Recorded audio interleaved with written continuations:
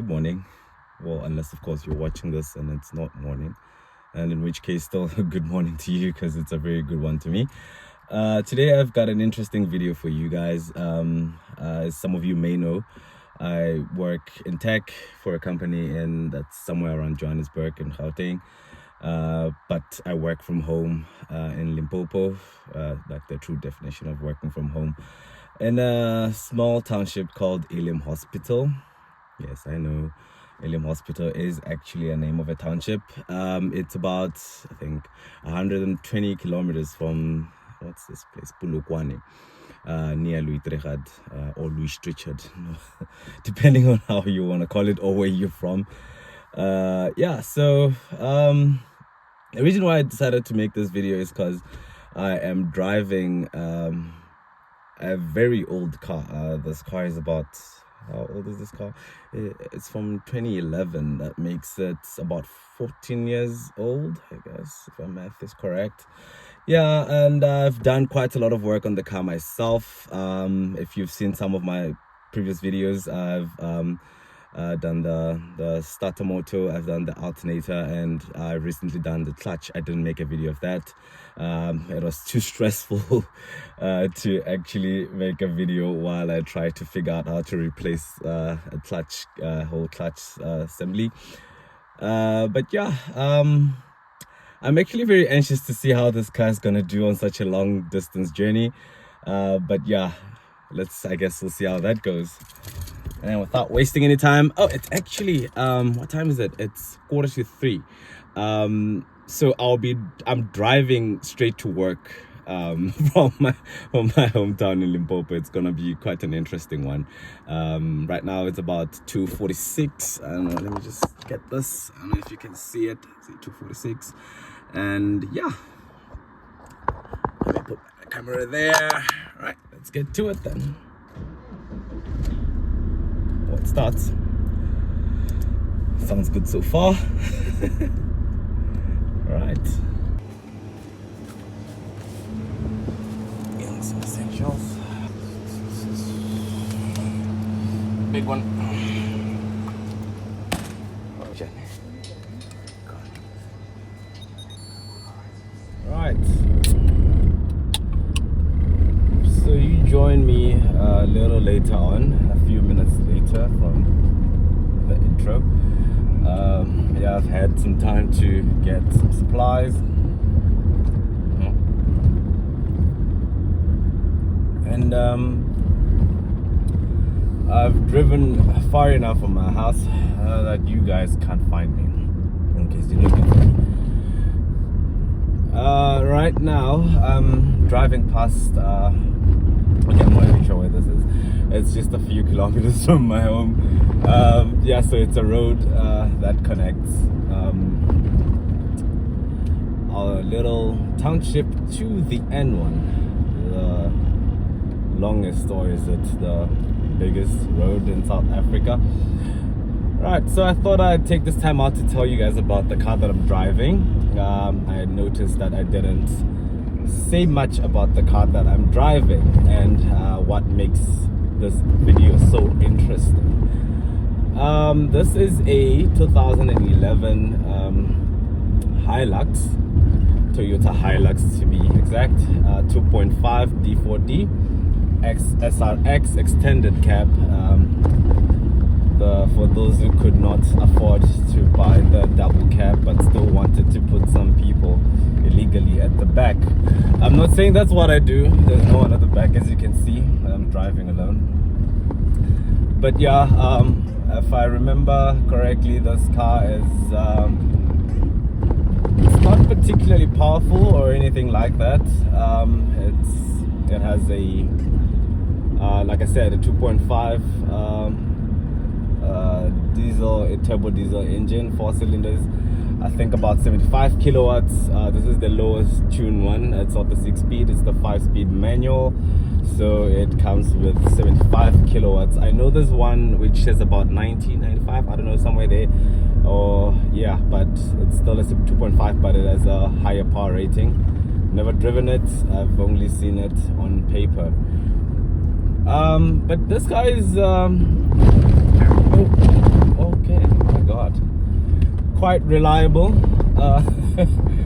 As you can see, our roads this side aren't exactly the best. It's literally torture to every car that has to endure this road even once in its lifetime.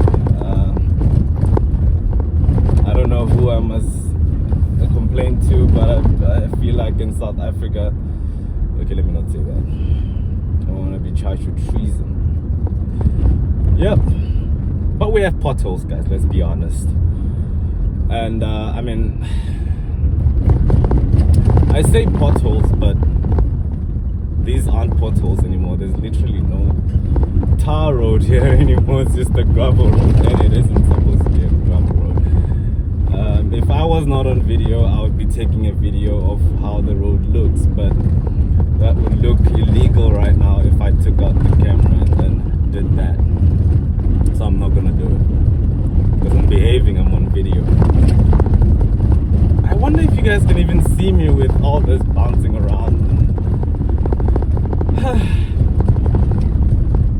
Anyways, so let me close my window. I've decided to stop on the side of the road like a law-abiding citizen and adjust my camera so you guys can see what I'm dealing with. Don't be fooled, the road is just behaving now for a bit, just so you guys can think I'm driving on a smooth road. Oh, nope, that was short-lived. There we go. Right.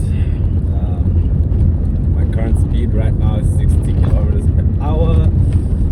Oh god, you see what I mean? I'm gonna have to dim my, oh my god, not again. Right. Please dim your lights, please. We all okay, dim his lights. Yeah, so the road is really bad. It will get better as soon as we get to the N1, but yeah, we have to endure this for the next 20 kilometers from here. Yeah. I'm out of things to say now because I'm just gonna go on and on and on complaining about the state of the road.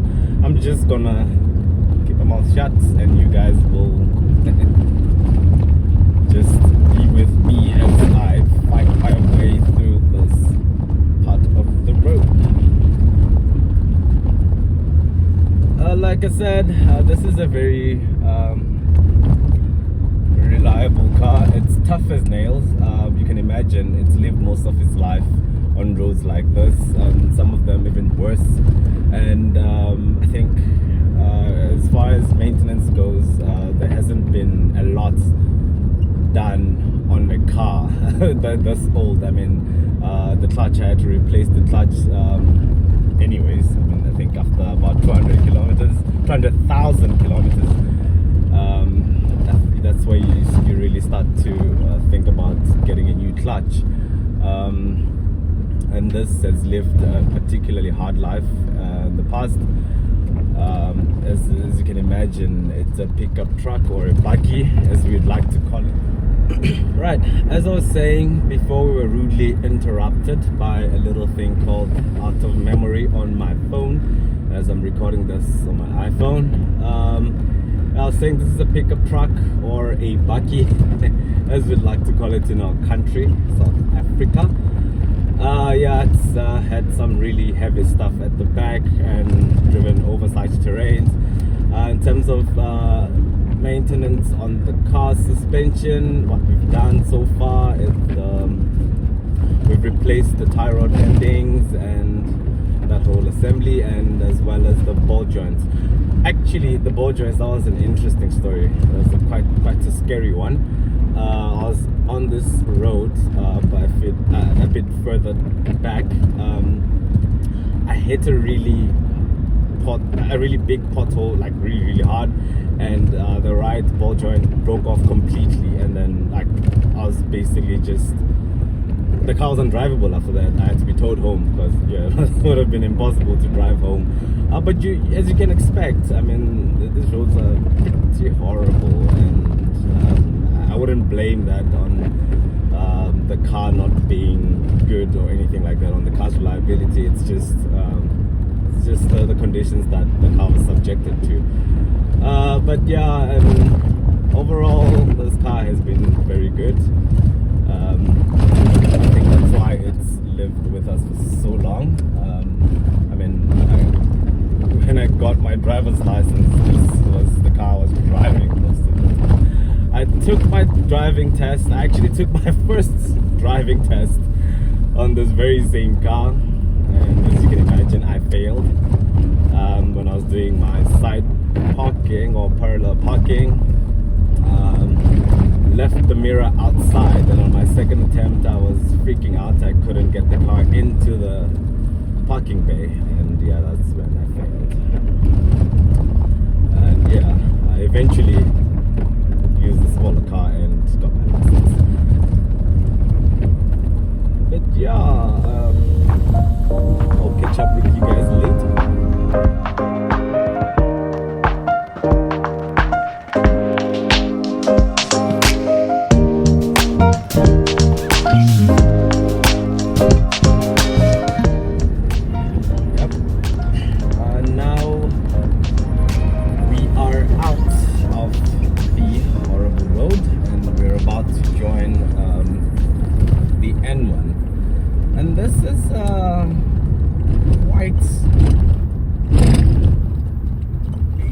Dangerous intersection. I don't know if you guys have seen the video that was doing the rounds a while back. There was a buggy, one like this, and a Toyota Yaris that had an unpleasant meeting on that very intersection that I just went past. It was horrible. If I find the video clip and the owner of the video clip allows me to use it, I will put it right here. If you don't see it, I couldn't get permission to use it, or it was too graphic for me to include it in this video. Yeah, the N1 is it's a nice road to drive on, at least on this part of the country. Haven't had any issues except for animals for the first 100 k's, like from here to up to Polokwane. There's some farm animals that occasionally get onto the road. Those are some of the things that you need to watch out for. But apart from that, stick to the speed limit, you should be fine. Right, and now we are approaching our first toll gate of 5. With a trip from my hometown to Joburg, I think these are some of the more expensive things that you have to deal with on the road. They really are not cheap. For instance, this one, if I'm not mistaken, is about it's like 60 Rand, and it's one of the cheaper ones. Well, not the cheapest ones, but like, yeah, one of the cheaper ones. This is about 62 Rand, and this lady is sleeping. Let me wake her up. Cuckoo! Now we I had to wake her up. I feel so bad. Minjani? Eko, nasoro kumpush. Alright, thank you. Yep. I mean, now I feel like I'm getting somewhere. This is about 60 kilometers from home. No, 50, somewhere there. Yeah. I mean, it's still early in my journey, but every time I pass this toll gate, I feel like now I'm actually going to Joburg. It feels like I'm leaving my home behind. Yeah. I think I will stop recording right here because there's not much interesting that happens from here until further on in the road. But yeah, I'll catch you guys then. Right, and now we're in Polokwane, our capital city. It took us about an hour and a half to go from my hometown, Elim Hospital, to here. I'm actually trying to balance pace and efficiency, because this car is not what you would exactly call fuel efficient. I mean, it is quite a big, heavy car, so the consumption, the fuel consumption is pretty high on one of these things.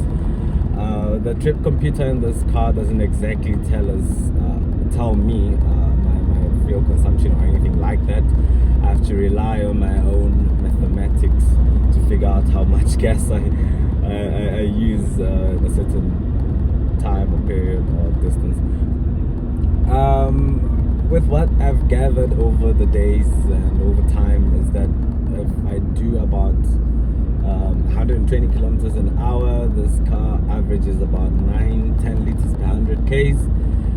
I mean, for a car this size, it's not bad. It's not bad, but I've driven smaller cars. I used to own a Renault Sandero, the 900T version, and that was just, I mean, it was very fuel efficient if you're driving at like reasonable speeds. That didn't have a trip computer or a trip computer that tells fuel consumption, so I had to also do my math again, and it was about I think that car averaged about 6 liters per 100. So yeah, you can imagine if I have to adjust to about 10 liters per 100, that is a little bit steep, but it's not bad. It's not bad. I'm not complaining that much. I'm trying to see how far I can stretch out this 80-liter tank, which costs a lot to refuel. With the prices of diesel or gas, whatever you want to call it, in South Africa lately, yeah, I think it's just best to stay on the efficient side. Yeah, I mean, so far the trip has been quite good. I mean, it's early in the morning, there's not a lot of traffic on the road. There's a bit of rain, but nothing too concerning, just drizzle here and there.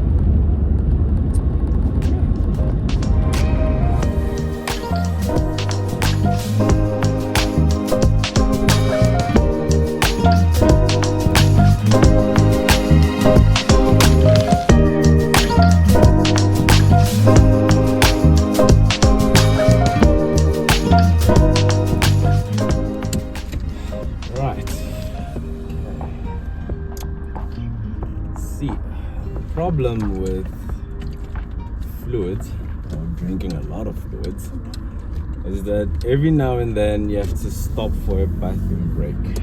I mean, it's not a bad thing. It keeps you awake, but yeah, you have to hope there is a gas station nearby or somewhere you can relieve yourself. Yeah, but yeah, right now we are, or I am at least, leaving Polokwane at the Shell Ultra City, just outside of Polokwane town. I am merging onto the N1. It's about 4:41. I'm not sure if I'm still on time, but I'm quite happy with the progress so far. The trip is going really, really well, very smooth. But the issue with driving a Hilux, especially around this time of the day or the morning or at these early hours, is you look suspicious. I'm not gonna get into it, but for some reason, the law enforcement just feel like they have to stop you and inspect the car or you or whatever, because so far I've been stopped twice in the last 120 or 150 kilometers or so. It's like it can just be a coincidence, but I've driven other cars on this very same road around these hours, and those never get stopped. Like they will flash their lights when you approach them, and then as soon as you get close, they're just like, no, just go right past. And I know it can't just be a coincidence, but I feel like I get stopped more often and when I'm driving this car than any other car. Well, except for if I was driving a Polo or something, because those always look guilty of something. But yeah, I think that's about the biggest drawback of driving one of these on the N1. It's just, I don't know, maybe it's probably something about Hiluxes that makes law enforcement want to stop you. Which brings me back to my point of why this is actually an interesting video. I am driving to Joburg on a Hilux. These have quite a bad reputation with the other guys who are on the other side of the law. And I must say, I'm pretty nervous. I've been thinking about this all week. I have driven to Joburg with this car quite a lot of times, and I've stayed in Joburg, in Midrand especially, with this car for a while and nothing happened. But I am still uncomfortable every time I have to take this car to Joburg, because it's the stories around these cars are not very nice. And mine has a Limpopo license plate or registration plate. That's not helping my case. I don't know if this is still a thing, but like cars with the L on the license plates, or lunatics as you call them, people aren't very kind to them in this province that I'm going to. But yeah, I'm hoping for the best. Nervous, but I'm hoping for the best. Yeah, I mean, this is quite a long trip, so I will just cut in every now and then to just update on my progress and how everything is going. I'm not gonna keep the video on the whole time, because I mean that's gonna be like, you guys are gonna be watching for 4 hours if I want to try that. Yeah, get you guys in a bit.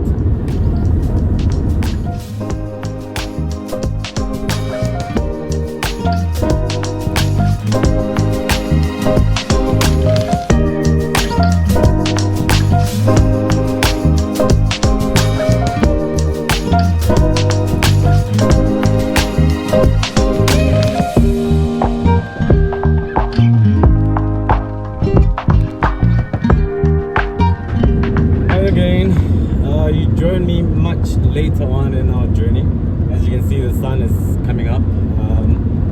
It's about 6:07 right now, and then we're approaching the Transkop toll gate. Weather is cleared now. It's still quite cloudy, but the rain has cleared. We've picked up some traffic, but not a lot. But there's like definitely some activity on the road. I guess it's a Friday. And well, guess we're still just above 3/4 of a tank, so we've used about 1/4 of a tank. But like going into this trip, I'd already done like 75 kilometers since refueling. So far I've done 327, about 330 kilometers on the same tank. So far it's looking good. I've been very gentle with the gas. Like I said in the past, with like earlier on in the video I meant, I'm really gonna be gentle, very gentle with the gas. Wow, that guy's driving fast. Yeah, I'm all about efficiency today. I am not trying to get there before yesterday. But yeah, it's going well. This is toll gate 3 of 5. So far so good. I was hoping to get to work before 7 or by 7 o'clock, but no, at this rate I don't think I'll get there by then. But no, I won't be late or anything like that. But yeah, hi.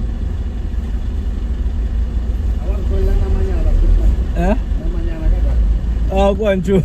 Go on, book this instead. Alright. Sharp, man.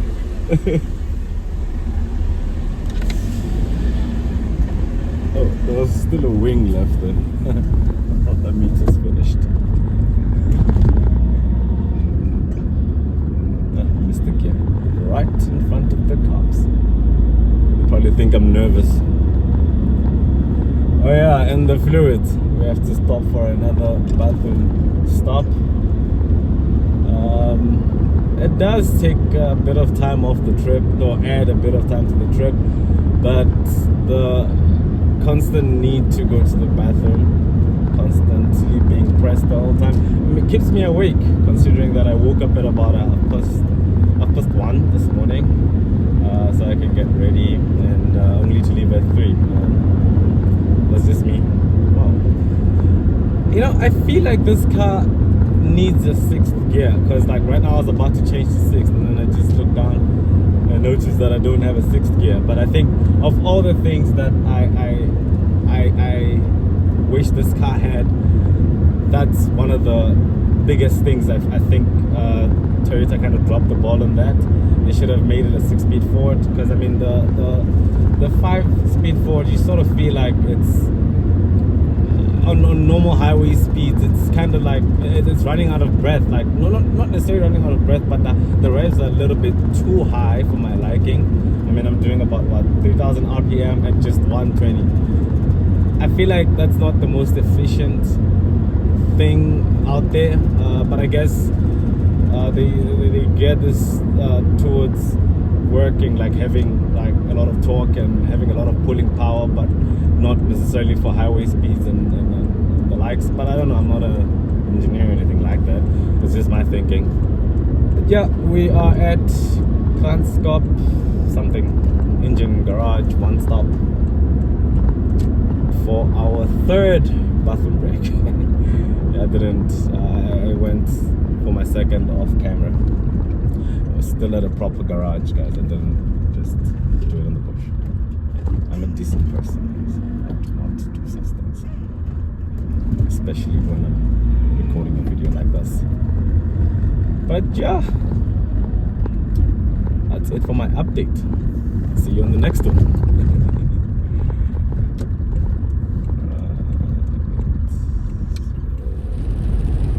Yay! Toll gate number 5. Quick weather report. I don't think I need to say it, but yeah, the rain has picked up quite a bit, and so has the traffic. We're almost in Pretoria. Right after this toll gate, we're gonna be officially in Pretoria, and well, so far so good. Yeah, the gas is about just below, what's this? Just below 3/4 of a tank. It's going well. I'm running a little bit late because now it's about 16 minutes past 7. I was hoping I'd be here or here at about 7, but yeah, we're a bit late, running a bit behind time. But overall, Jen. But overall, it's been a good trip so far, and I believe it's still going to be a good trip. Although I just drove past the truck accident. The truck is tipped over. I think that's the one thing I can say. But it looks like the driver got out okay. But yeah, the truck is on its side. It's a pretty big truck. That was a scary sight to see or to witness. We are in Pretoria. We made it. We made it. Not at the office yet, but we made it to Pretoria.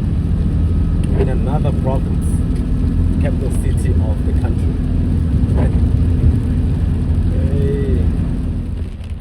Here's one thing I don't miss about this place. I mean, there's nothing like this where I stay. There's nothing like this in Limpopo.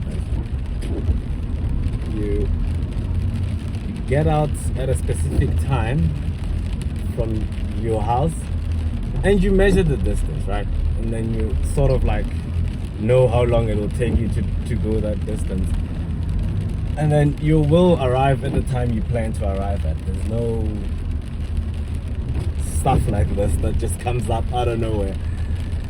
Yeah, the things I do not miss about this place. Yeah, so that's what's happening right now, and I'm still about well, if this hadn't happened, I'd be an hour away from the office, but yeah, now I don't know anymore. I'm hoping this clears soon, but this is Pretoria. The literally. I'm being very optimistic. But yeah.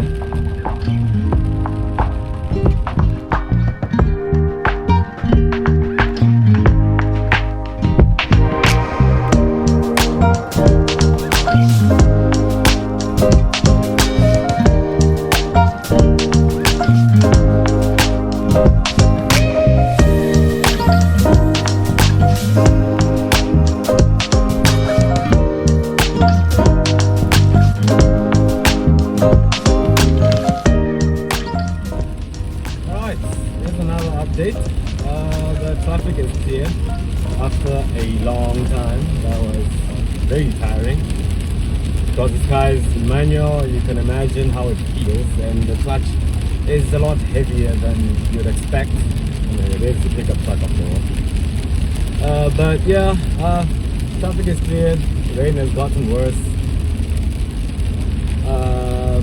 Running very late. Very late to be exact. But yeah, all is still going well here besides all that I just mentioned.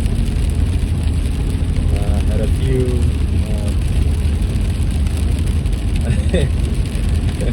tail happy moments, as you can imagine. My rear wheels aren't on the best condition, so I lost traction a few times when trying to change lanes, gain speed rapidly going uphill, but nothing too major. Just one of the things you have to take care of when you're driving an older car that is a rear-wheel drive. There's no electrical systems or electronic systems. It's nothing like that. It's just you and a big heavy engine at the front and a very light back, so you're bound to just lose the back every now and then. But yeah, like I said, nothing too major. We're still happy.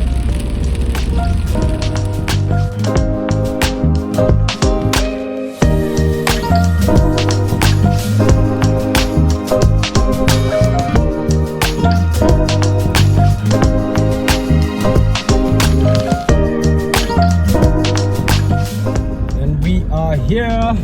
Yay! It's about 8:35. About 430 kilometers later from where we started, and about how many hours? About 5 hours, I guess, 5.5 hours. Well, that was a long trip. But anyways, it was an absolute pleasure to have you guys along for the long journey to work. I wish I could do this every morning. No jokes. Yeah, everything went well. And I really appreciate you guys for staying along for this on this video for so long. I know it was quite a long video and not much was happening, just my face here and some road here and there. But yeah, I appreciate it, guys. And yeah, don't forget to like this video and subscribe to the channel, because I will be posting or uploading more of these in the near future. So until then, guys, stay safe. Remember, buckle up and consider other drives on the road and drive safe, guys. See you there.